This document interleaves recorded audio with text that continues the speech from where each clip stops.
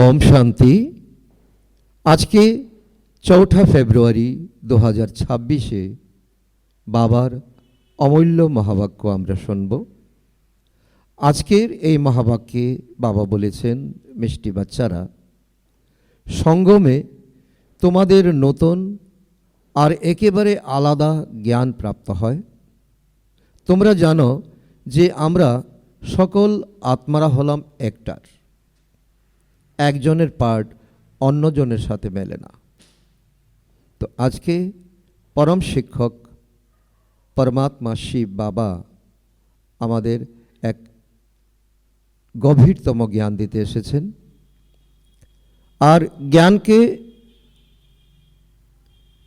সকলে আমরা বলি জ্ঞান হলো অমৃত, জ্ঞান হলো অঞ্জন, জ্ঞান হলো আলো, জ্ঞান হলো শিক্ষা।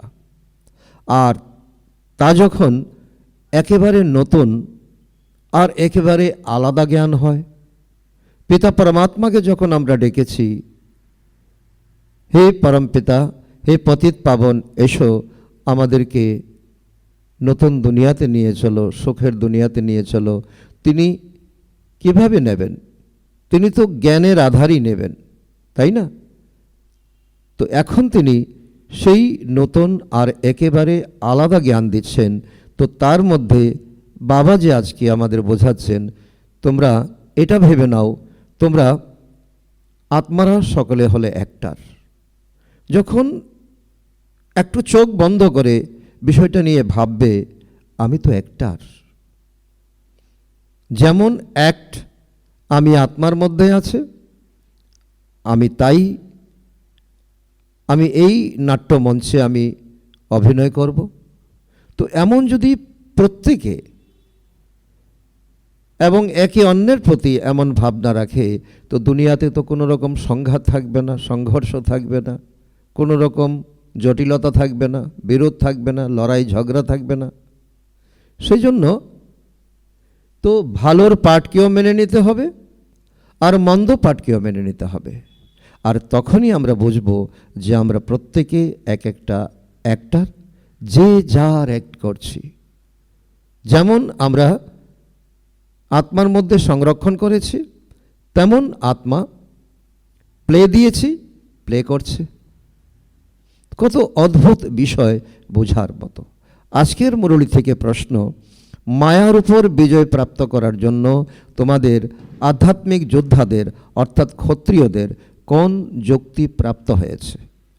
বাবা বলছে যে দুনিয়াতে কৌরব পাণ্ডব যখনই বলা হয়েছে তখনই যুদ্ধক্ষেত্র দেখিয়েছে, যুদ্ধ দেখিয়েছে এবং বিভিন্ন নামে তাদেরকে আখ্যা দেওয়া হয়েছে। আর এখানে বাবা বলছে, যখন তোমরা ক্ষত্রিয়রা যোদ্ধারা যখন বিজয় প্রাপ্ত করো, আসলে তোমাদের কোনো মানুষের বিরুদ্ধে নয়, কোনো গোষ্ঠীর বিরুদ্ধে নয়, কোনো দলের বিরুদ্ধে নয়, তোমাদের যুদ্ধ হলো অদৃশ্য মায়ার সঙ্গে। তো সেখানে তোমাদের কোন যুক্তি দেওয়া হয়েছে তোমরা বিজয় প্রাপ্ত করার জন্য? অত্যন্ত গভীর বোঝার মতো বিষয়। উত্তরে বাবা বলেছেন, হে আধ্যাত্মিক ক্ষত্রিয়, তোমরা সর্বদা শ্রীমত অনুসারে চলতে থাকো, আত্ম অভিমানী হয়ে বাবাকে স্মরণ করো, প্রতিদিন সকালে উঠে স্মরণে থাকার অভ্যাস তৈরি করো, তাহলে মায়ার উপরে বিজয় প্রাপ্ত করতে পারবে। উল্টো পাল্টার সংকল্পের থেকে বেঁচে যাবে। স্মরণের মিষ্টি যুক্তি মায়াজেদ বানিয়ে দেবে। তো বাবা এই যুক্তি আমাদেরকে বলছেন, এবং বাবা আমাদেরকে কত সুন্দর অলংকার আমাদেরকে দিচ্ছেন, আমাদেরকে কত সুন্দর ভূষণ আমাদেরকে দিচ্ছেন। হে আধ্যাত্মিক ক্ষত্রিয়, তো কত বড় সম্মান এই আত্মাকে এখন দিচ্ছেন এবং বলছেন, সদা শ্রীমতে চলতে থাকো, আত্ম অভিমানী হয়ে বাবাকে স্মরণ করো এবং নিয়ম বানাও, প্রতিদিন সকালে উঠে বাবার স্মরণ অবশ্যই করবে। আর উল্টো পাল্টো সংকল্প আসবে না, বেঁচে যাবে। আর এই স্মরণের মিষ্টি যুক্তি তোমাদের বাঁচিয়ে দেবে। আর মায়ার উপর তোমরা বিজয় প্রাপ্ত করতে পারবে। তো এই সম্পূর্ণ আজকের এই মহাবাক্য প্রশ্ন উত্তর, তা থেকে যদি একটা আমরা ভিজুয়ালাইজেশন বানাই, তাহলে আজকের দিনের পুরুষার্থ অনেক উন্নত, গভীর এবং শক্তিশালী হতে পারে। আজকের গীত বেজে উঠেছে, যার সাথী হলেন ভগবান, जिसका সাথী है ভগবান, উনকা ক্যা রোখেগা আন্ধি আর তুফান। তার জন্য কোনো রকম অন্ধকার এবং তুফান কোনো বড় কথা নয়, যার সাথে আছে ভগবান। ওম শান্তি। এটা হলো মানুষের বানানো গান। এর অর্থ দুনিয়ার মানুষ কেউই জানে না। গান, ভজন ইত্যাদি মানুষ গাইতে থাকে। কারা? ভক্তরা।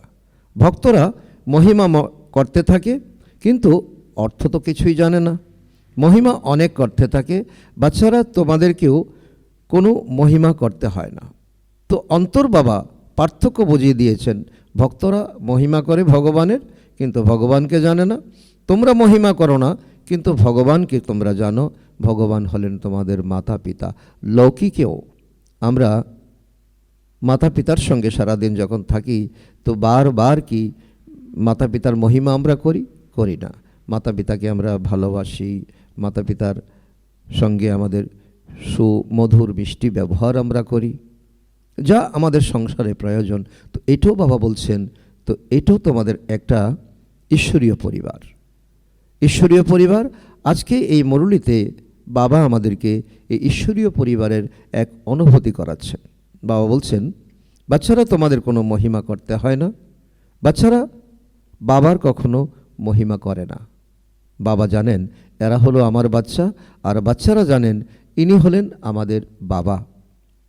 এখন এটা হলো অসীম জগতের কথা, তবু সকলে অসীম জগতের বাবাকে স্মরণ করে। এতদিন পর্যন্ত স্মরণ করে এসেছে কি বলে? ভগবান বলে, যে হে বাবা। কোনো পরিচয় নেই। হে বাবা, হে জগদীশ্বর, হে দয়ার সাগর। তো বাস্তবে ওনার নাম হলো শিব বাবা। যেরকম আমরা হলাম আত্মা, সেরকম তিনি হলেন শিব বাবা। তিনি হলেন পরমাত্মা। তিনি হলেন পরম আত্মা, যাকে সুপ্রিম বলা হয়। আমরা হলাম তার বাচ্চা। তাকে সুপ্রিম সোল অর্থাৎ পরম আত্মা বলা হয়। তার নিবাসস্থান কোথায়? এটা আমরা জেনেছি। উনি থাকেন পরম ধামে। সব সোল সেখানেই থাকে। বাস্তবে একটারই হলো সোল। আমরা আত্মারা থাকি, আর আমরা আত্মারাই হলাম একটার। অনেক বড় আমাদের ধারণার কথা বাবা বলছেন। তোমরা বাচ্চারা জানো যে নাটকের অ্যাক্টররা নম্বর অনুক্রমিক হয়ে থাকে, সকলে এক প্রকার হয় না। প্রত্যেকের পার্ট অনুসারে সেই মতো পারিশ্রমিক অর্থাৎ ফিস প্রাপ্ত হয়। সেখানে যে আত্মা থাকে তারা প্রত্যেকেই হলো পার্টধারী, কিন্তু নম্বরের ক্রম অনুসারে সকলের পার্ট প্রাপ্ত হয়েছে। আত্মিক বাবা বসে বোঝাচ্ছেন যে আত্মাদের মধ্যে কিভাবে অবিনাশী পার্ট পূর্ব থেকেই নির্ধারিত হয়ে থাকে। সমস্ত আত্মাদের পার্ট কখনো একরকম হতে পারে না। সকলের মধ্যে একই রকম শক্তি নেই। তোমরা জানো বাচ্চারা, যে সব ভালো থেকে ভালো পার্ট করে তাদের যারা প্রথম দিকে শিব বাবার রুদ্রমালাতে আসে, তাদের স্থান কোথায়? যাদের ভালো পার্ট অর্থাৎ সত্যযুগে যারা মহারাজা মহারানী হবেন এবং রাজ পরিবারের সদস্য হবেন, তারা এখন কোথায়? এখন তারা রুদ্রমালাতে আছে। অর্থাৎ পরমপিতা পরমাত্মার শিব যখন এই দুনিয়াতে পবিত্রতার সহযোগ চাইতে এসেছেন, তখন যারা তোমরা এগিয়ে গেছো, খোদায় খেদমতগার হয়েছ, তো তোমাদের স্থান এখন রুদ্রমালাতে আছে। নাটকে যারা খুব ভালো ভালো অভিনয় করে তাদের অনেক মহিমা হয়ে থাকে। কেবল তাদেরকে দেখার জন্য লোকেরা যায়। যখন কোনো ভালো ভালো অভিনেতা সেলিব্রিটি কোথাও আসে, তখন মুহূর্তের মধ্যে অনেক ভিড় হয়ে যায় শুধু তাদেরকে দেখার জন্য। তো এটাই হলো অসীম জগতের ড্রামা। এই অসীম জগতের ড্রামাতেও উঁচু হলেন এক বাবা। তাকে সর্বোচ্চ অ্যাক্টর, ক্রিয়েটর ডাইরেক্টরও বলা হয়। তারা সবাই হলো লৌকিক জগতের অ্যাক্টর, ডাইরেক্টর ইত্যাদি। লৌকিক জগতে তো অনেক ডাইরেক্টর থাকে, অনেক অ্যাক্টর থাকে, তো এই জন্য অনেক ক্রিয়েটর থাকে। তো এখানে বাবা বলছেন তাদের নিজেদের ছোট ছোট পার্ট প্রাপ্ত হয়, আত্মাই পার্ট প্লে করে, কিন্তু দেহ অভিমানের কারণে বলে দেয় যে মানুষের এরকম পার্ট আছে।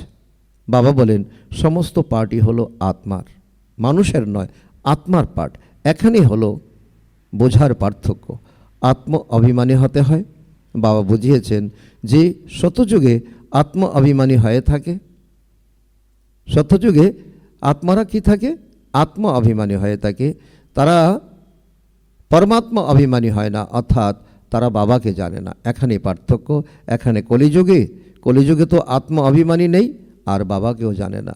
এই সময় যারা এখন ব্রাহ্মণ হয়নি, যারা এখন এই ঈশ্বরীয় জ্ঞান প্রাপ্ত করেনি, তারা না আত্মসচেতনতা আছে, না পরমাত্মা সচেতনতা আছে, না আত্মিক স্থিতি আছে, না পরমাত্মিক স্থিতি আছে।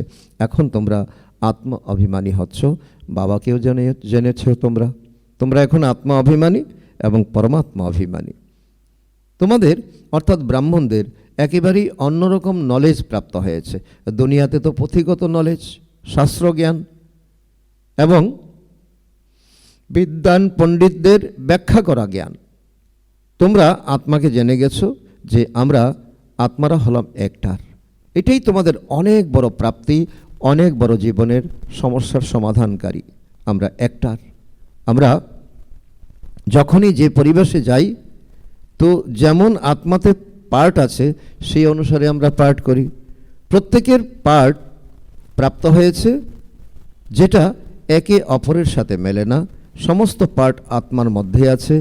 এমনিতে তো যে নাটক তৈরি হয় সেই পার্টও আত্মাই ধারণ করে, ভালো পার্টও আত্মাই গ্রহণ করে। আত্মাই বলে যে আমি হলাম গভর্নর, আমি অমুক, আমি। কিন্তু আমি বলে নিজেকে অনেক যা ডিগ্রি প্রাপ্ত হয়েছে সেই ডিগ্রির সে জাহির করতে থাকে, কিন্তু আত্ম অভিমানী হয় না। এখানে পার্থক্য। শতযুগে বুঝবে, শতযুগে আত্ম অভিমানী থাকবে, পরমাত্মা অভিমানী থাকবে না, কিন্তু এটা বুঝবে যে আমি হলাম আত্মা, এক শরীর ছেড়ে দ্বিতীয় নেব। শরীর যখন বৃদ্ধ হয়ে যাবে তখন অটোমেটিক কোনো দুঃখ হবে না। অটোমেটিক সাপ যেমন তো তার খোলস ছেড়ে দেয়, ঠিক তেমনি পরমাত্মাকে সেখানে কেউ জানবে না। এই সময় তোমরা সব কিছু জেনে গেছো। শূদ্র আর দেবতাদের থেকে তোমরা ব্রাহ্মণরা হলে অতি উত্তম। তোমাদের এখন হিরেতুল্য জীবন। এত অধিক ব্রাহ্মণ কোথা থেকে আসবে যে তৈরি হবে?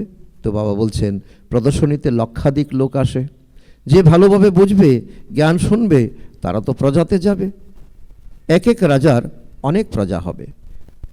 তোমরা অনেক প্রজা তৈরি করেছ প্রদর্শনী প্রজেক্টরের দ্বারা। কেউ কেউ বুঝে তো ভালো ভালো তৈরি হয়, ভালোভাবে। তো এই নিজের আত্মাতে যে বিশেষতা থাকে সেই বিশেষতা তোমরা জাহির করো। তো ধীরে ধীরে তোমরা তৈরি হও, তোমরা শিখবে, যোগ করবে। তো এখন তারা বেরিয়ে আসবে। এখন দুনিয়ার অসংখ্য আত্মাকে তোমাদের এখন জ্ঞান দিতে হবে, তাদের সংস্পর্শে যেতে হবে।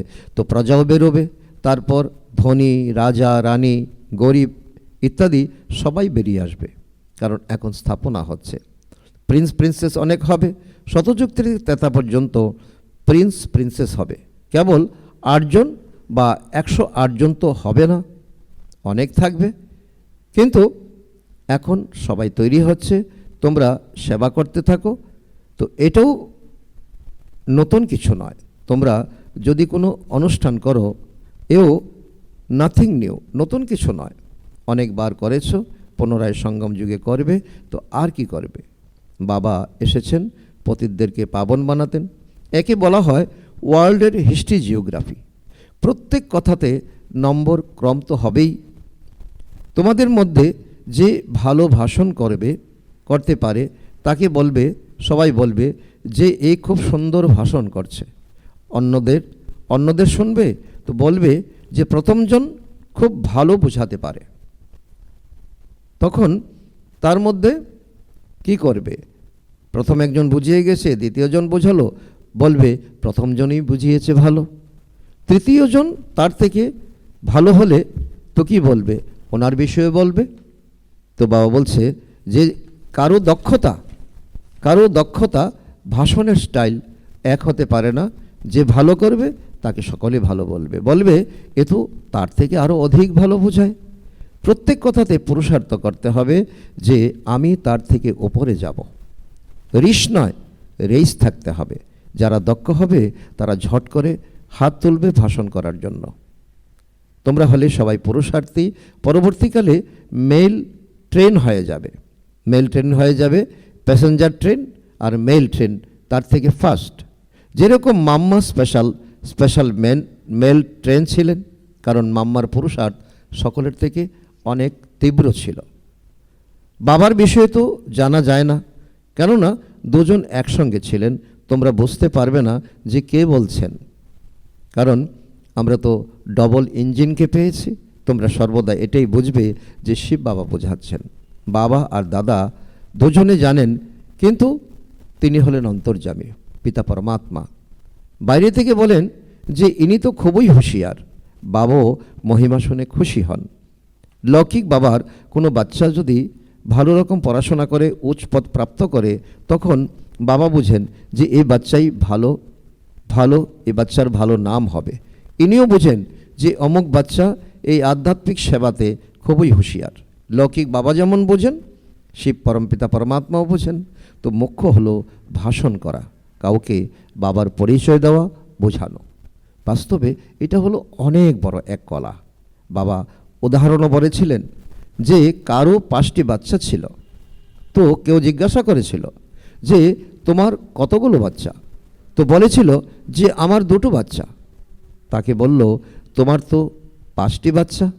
তখন সে বলল সপুত্র হলো মাত্র 2টি, 3টি সপুত্র নয়। তো এখনও এরকম বাচ্চা তো অনেক আমরা আছি, ব্রাহ্মণ অনেক হয়েছি। তো বাবা বলবেন যে এই ডাক্তার নির্মলা বাচ্চি খুবই ভালো।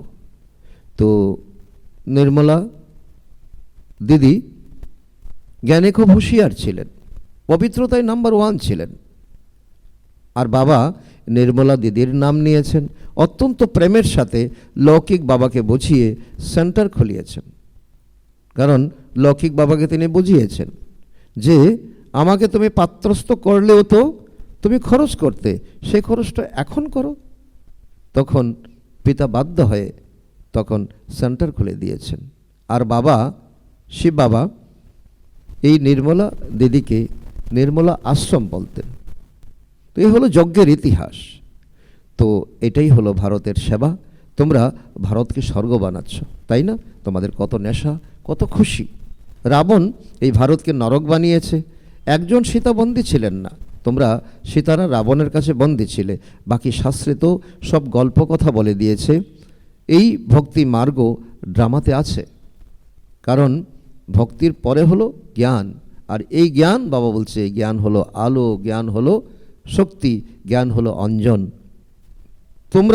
তোমরা জানো যে সত্যযুগ থেকে যেটা ঘটে এসেছে সেটাই পুনরাবৃত্তি হবে, ড্রামা। বারবার রেকর্ডকে চালাও তো একই গান বাজবে, একই দৃশ্য চলবে। তোমরাই পূজ্য, তোমরাই পূজারী হও। বাবা বলেন আমাকে এসে পূজারী থেকে পূজ্য বানাতে হয়। প্রথমে গোল্ডেন এজেড, তারপর আয়রন এজেড হতে হয়। শতযুগে সূর্যবংশী লক্ষ্মীনারায়ণের রাজ্য ছিল, রাম রাজ্য তো চন্দ্রবংশী ছিল, 2 কলা কম হয়ে গেছে। তো এই সময় তোমরা সবাই হলে আধ্যাত্মিক ক্ষত্রিয়, অর্থাৎ যোদ্ধা। যুদ্ধের ময়দানে আগতকে কি বলা হয়? ক্ষত্রিয় বলা হয়।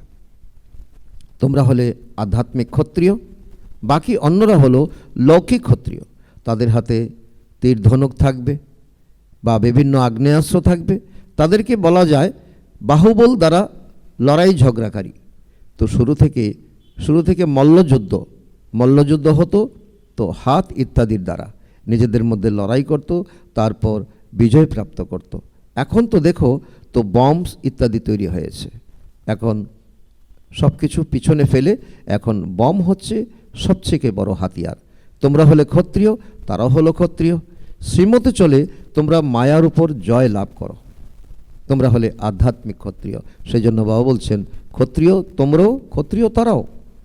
কিন্তু তোমরাও পরিবর্তন চাও, তারাও পরিবর্তন চায়। তারা হলো হিংসক নীতিতে পরিবর্তন চায়, আর তোমরা অহিংসক নীতিতে পরিবর্তন চাও। এই জন্য তোমাদের নাম হলো আধ্যাত্মিক ক্ষত্রিয়। এই শরীরের কর্ম ইন্দ্রিয়ের দ্বারা আত্মাই সব কিছু করছে। আত্মাকে বাবা বসে শেখাচ্ছেন, বাচ্চারা আমাকে স্মরণ করলে মায়া তোমাদেরকে কোনো আক্রমণ করবে না, তোমাদের বিকর্ম বিনাশ হবে, আর তোমাদের উল্টো পাল্টার সংকল্প আসবে না। অনেক বড় প্রাপ্তি আমাদের, কারণ দুনিয়াতে এমন কোনো ওষুধ নেই যে ওষুধ খেলে পরে উল্টো পাল্টা সংকল্প আসবে না। তো বাবা বলছে কি, একমাত্র আমাকে স্মরণ করো। বাবাকে স্মরণ করলে খুশিতেও থাকবে। এই জন্য বাবা বোঝাচ্ছেন যে সকাল সকাল উঠে অভ্যাস করো। বাবা তুমি কত মিষ্টি। কারণ বাবা কি চায়? ভক্তিতেও বলেছে ভগবান শুধু এক বেলপাতাতেই সন্তুষ্ট। আর এখনও বাবা বলছেন, তো বাচ্চারা তোমরা দিল থেকে, অন্তর থেকে খুলে কথা বলো। আত্মা বলছে বাবা, আর বাবা নিজের পরিচয় দিয়েছেন, আমি হলাম তোমাদের বাবা। তোমাদেরকে সৃষ্টির আদিমধ্যর অন্তের জ্ঞান শোনাতে এসেছি। এটা হলো মনুষ্য সৃষ্টির উল্টো বৃক্ষ। এটি হলো ভিন্ন ভিন্ন ধর্মের মনুষ্য সৃষ্টি। একে বলা যায় বিরাট লীলা। তো যেমন বাবা বলে, এই যে দেখো, এই পৃথিবীতে এখন 850 কোটি আত্মা আছে। কারো ভাষা কেমন, কারো চেহারা কেমন, কারো তো আচরণ কেমন, তো এই সব কিছু মিলে তো বাবা বলছেন এটা হলো বিরাট লীলা। বাবা বুঝিয়েছেন যে এই মানুষের বৃক্ষের আমি হলাম বীজরূপ। আমাকে আত্মারা স্মরণ করে কে কোন বৃক্ষের, কে কোন বৃক্ষের, তবু নম্বরের ক্রমানুসারে বেরিয়ে আসে। এটাই ড্রামা তৈরি হয়ে আছে। কথিত আছে যে অমুক ধর্ম স্থাপক দেবদূতকে পাঠিয়েছিলেন। কেন? কিন্তু বাবা বলছেন, তো অমুক ধর্মস্থাপক দেবদূতকে পাঠিয়েছেন এই দুনিয়াতে পরিবর্তন করার জন্য। কিন্তু বাবা বলছেন যে পরমধামে এমন কোনো সিস্টেম নেই যে সেখান থেকে কেউ ধাক্কা দিয়ে কাউকে পাঠাবে। তো বাবা বলছে সেখান থেকে কেউ কাউকে পাঠান না, এটা ড্রামা অনুসারে পুনরাবৃত্তি ঘটে। এই একজনই আছেন যিনি ধর্ম আর রাজধানী স্থাপন করছেন। কে? তিনি হলেন আমাদের প্রিয় শিব বাবা। তিনি এসে ধর্ম এবং রাজ্য দুটোই একসঙ্গে স্থাপনা করছেন। এটা দুনিয়াতে কেউ জানে না। এখন হলো সঙ্গম যুগ, বিনাশের জ্বালা প্রজ্বলিত হবেই। এটি হলো শিব বাবার জ্ঞানযজ্ঞ। তারা রুদ্র নাম রেখে দিয়েছে প্রজাপিতা ব্রহ্মার দ্বারা। তোমরা ব্রাহ্মণেরা জন্ম নিয়েছ, তাই না? তোমরা হলে সব থেকে শ্রেষ্ঠ। পিছনে আরও অনেকে বেরিয়ে আসবে। বাস্তবে তো সবাই হলো ব্রহ্মার বাচ্চা। ব্রহ্মাকে বলা যায় গ্রেট গ্রেট গ্র্যান্ডফাদার। বিভাগ আছে। সবার প্রথমে ব্রহ্মা হলেন উঁচুতে, তারপর শাখা বিভাজন হয়েছে। বলা হয় ভগবান সৃষ্টি কিভাবে রচনা করেন। রচনা তো আছে। যখন তারা পতিত হয় তখন তাকে আহ্বান করে, তিনি এসে দুঃখী সৃষ্টিকে সুখী বানান। এই জন্য আহ্বান করে, বাবা দুঃখ হরণকারী, সুখ প্রদানকারী এসো। নাম রেখে দিয়েছে হরিদ্বার। হরিদ্বার অর্থাৎ হরির দ্বার।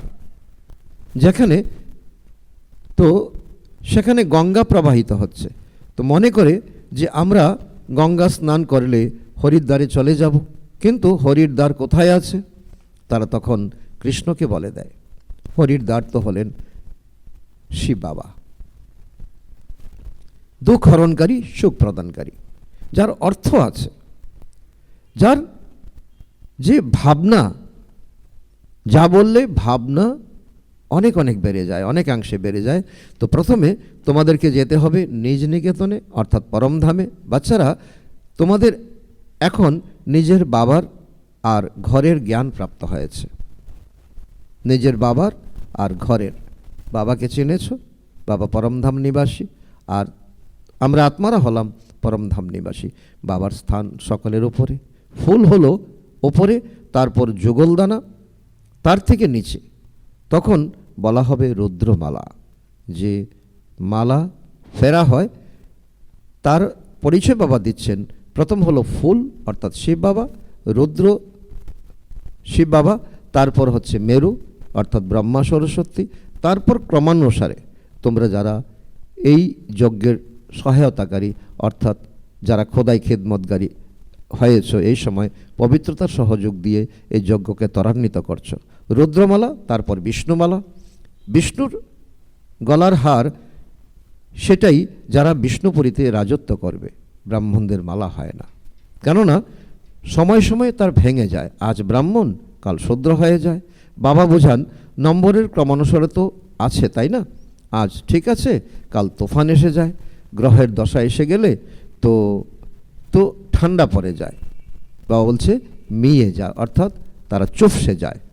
বাবা বলেন তারা আমার হয়, আশ্চর্যবৎ শোনে, অন্যদেরকে শোনায়, ধ্যানেও যায়, মালাতেও গ্রথিত হয়, তারপর একদম ভাগন্তী চণ্ডাল হয়ে যায়।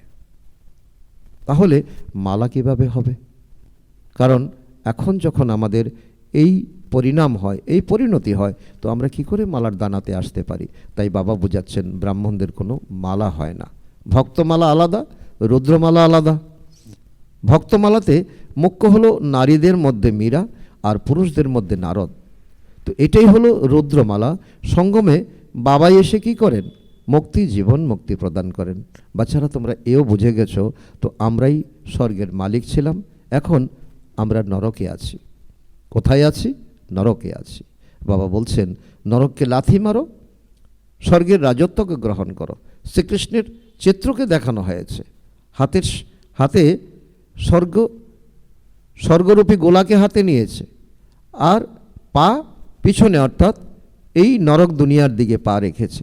তো যেটা রাবণ তোমাদের কাছ থেকে ছিনিয়ে নিয়েছিল, এটা তো বাবা এসে বলে দেন। তিনি সকল শাস্ত্র, তীর্থ ইত্যাদি জানেন। তিনি হলেন বীজরূপ, তাই না? জ্ঞানের সাগর, শান্তির সাগর। তো এটা কে বলছে? আত্মা বলছে। প্রতিটা শব্দে শব্দে আমাদের অনুভব হওয়া চাই। বাবা বোঝান যে এই লক্ষ্মী নারায়ণ সত্যযুগের মালিক ছিল। তার আগে কি ছিল? অবশ্যই কলিযুগের অন্ত হবে, তাহলে তো সঙ্গম যুগ হতে হবে। পুনরায় এখন স্বর্গ তৈরি হচ্ছে। তারা সঙ্গম যুগে ব্রাহ্মণ হয়ে তারা পড়াশোনা করেছে। তো বাবাকে স্বর্গের রচয়িতা বলা হয়, স্বর্গ স্থাপন করেছেন। তো এই লক্ষ্মী নারায়ণ স্বর্গের মালিক ছিলেন। ওনাদের অবিনাশী উত্তরাধিকার কোথা থেকে প্রাপ্ত হয়েছে? স্বর্গের রচয়িতা বাবার কাছ থেকে। তো বাবা আমাদেরকে অনুভবী বানাচ্ছেন। এই উত্তরাধিকার তো বাবার দ্বারাই প্রদত্ত, বাবার দ্বারাই আমরা প্রাপ্ত করছি। তোমরা যে কাউকে জিজ্ঞাসা করতে পারো যে এই লক্ষ্মী নারায়ণের শতযুগে রাজধানী ছিল, তারা তা কিভাবে গ্রহণ করেছিলেন? কেউ বলতে পারবে না। এই দাদাও বলছেন যে আমি আগে জানতাম না।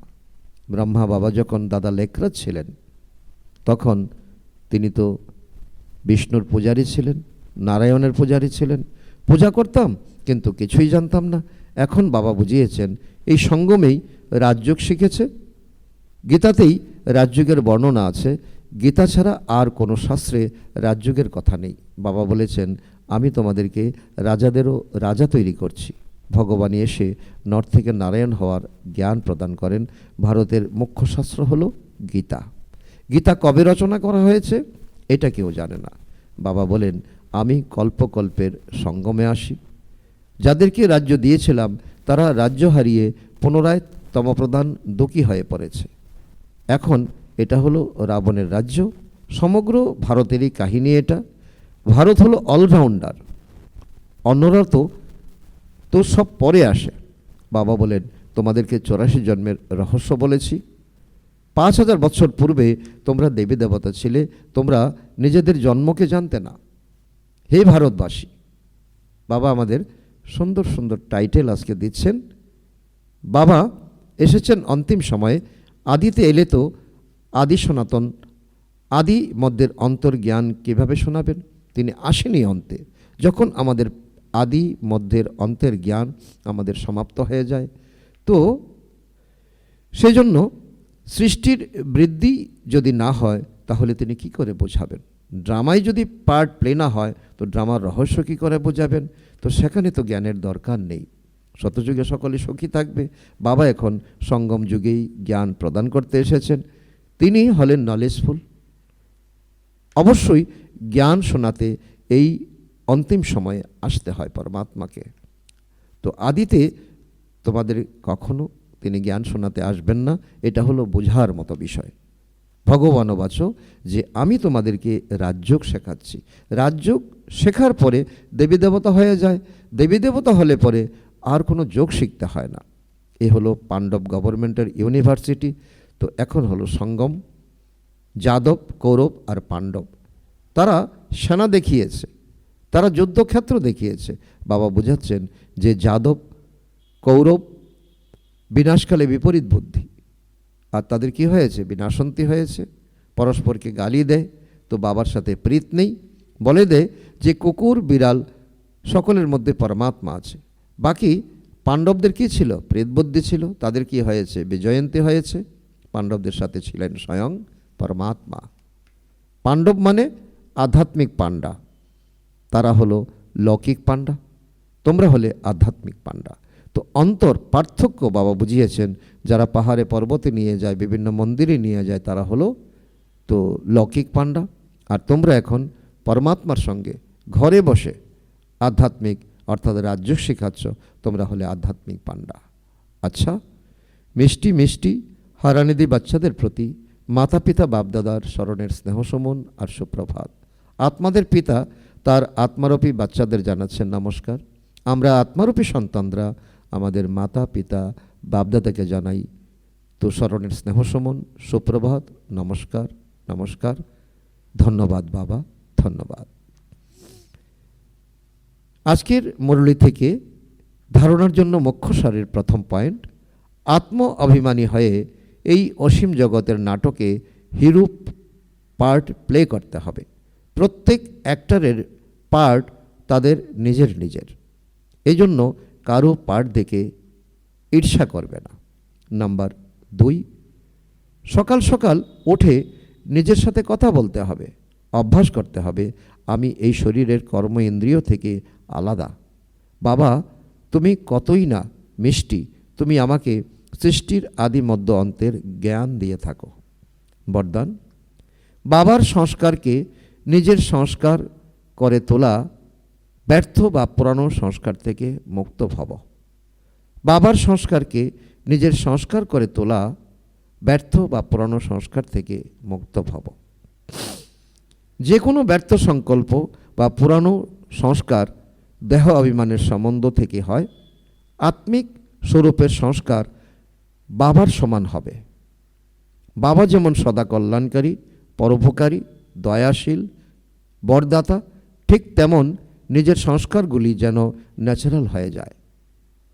সংস্কার অর্থাৎ সংকল্প, বলা এবং কর্ম শত সেভাবেই হতে থাকবে, তখন আর পরিশ্রম করার দরকার পড়বে না। আজকের স্লোগান, আত্মিক স্থিতিতে স্থির থেকে নিজের শরীরের দ্বারা কার্য যে করে সেই হলো প্রকৃত পুরুষার্থী। আত্মিক স্থিতিতে স্থির থেকে নিজের শরীরের দ্বারা কার্য যে করে সেই হলো প্রকৃত পুরুষার্থী। অব্যক্ত ইশারা, একতা আর বিশ্বাসের বিশেষত্বের দ্বারা সফলতা সম্পন্ন হও। এর অন্তর্গত আজকে বাবা বলেছেন, বাবা যেমন তোমাদের কোনা কোনা থেকে খুঁজে নিয়ে এসেছেন, অনেক বৃক্ষের শাখা প্রশাখা এখন একটাই চন্দন বৃক্ষ হয়ে গেছে। মানুষ বলে 2-4 জন মাতারও একত্রে থাকতে পারে না, আর তোমরা মাতারা সমগ্র বিশ্বে একতা স্থাপন করার নিমিত্ত হয়েছ। তোমাদের নিজেদের এই একতাই বাবাকে প্রত্যক্ষ করাবে। আচ্ছা, ওম শান্তি, ওম শান্তি।